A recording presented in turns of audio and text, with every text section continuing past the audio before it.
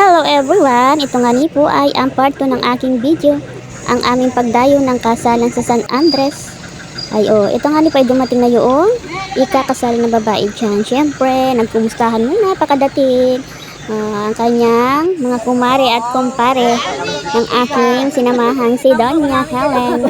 Ayan po ang mga magulang ng babaeng ikakasal. Ang kumparihin nila Doña, si Kang Angel. Ayan, siyempre, nagbulastugan muna po sila dyan. Palibasa ay kasama namin si Ubang, si Kuya Roger po. Ayan, makabulastog po yan. Kaya nung hagik-gikan na, halakhakan muna bago mag-umpisa ang kasalan, ang seremonyas ng kasal sa loob ng simbahan.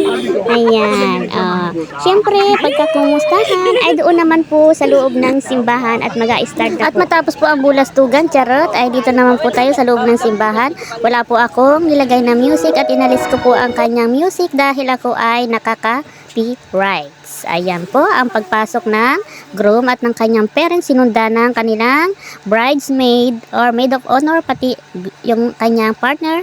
Siyempre, ang mga flower girl at saka ang ring bearer ay sumunod na rin po dyan.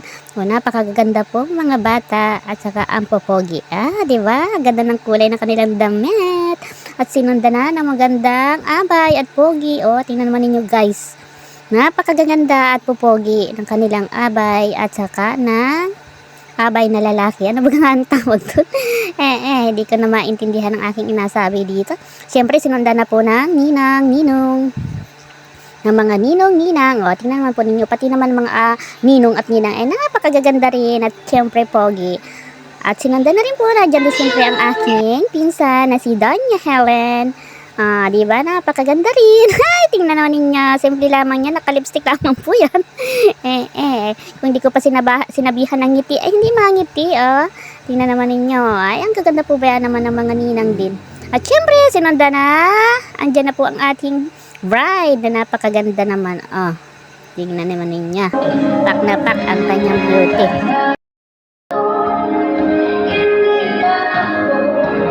Ang ganda po ba naman ng bride? Manang-mana doon sa kanyang mama. Maganda rin po. At syempre yung kanyang papa ay pogi din. Diba? Saan pa magamana? Syempre sa kanilang parents. Diba? Swak na swak ang beauty. Ang ganda ng kanilang mutip. Hindi ko maintindihan. Purple or lavender. Yan. At pumasok na nga ni sila. Utay-utay ng naglakad papunta sa unahan ng altar ng simbahan. Diba? Sayang lang at wala akong music. Mas maganda po talaga ay may music ito.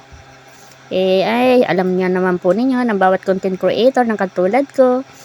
Hindi pwede basta-basta magamit ng music. Lagyan na lang natin ng medyo konti-konting pa music. Putol-putol lamang po. Pwede nang pagtsagaan yan. Ano po? Napakaganda po ba yan ang damit ng kinasal? Diba naman? Napakaganda. Nahihiya lang ako magpakalapit po dyan. Charot. Ayan. At magsisimula na po ang seremonyas ng kasalan dyan. Nag-bless na ang bawat isa sa kanilang tatay, nanay, or mama, papa, bago po mag-umpisa ang kasalan. Ayan. At bago nga po mag-umpisa ang seremonyas dyan ng kasal, ay nag-bless po muna syempre ang ating ikakasal sa kanilang mga magulang. Bawat isa sa kanila ay na-bless sa nanay at tatay.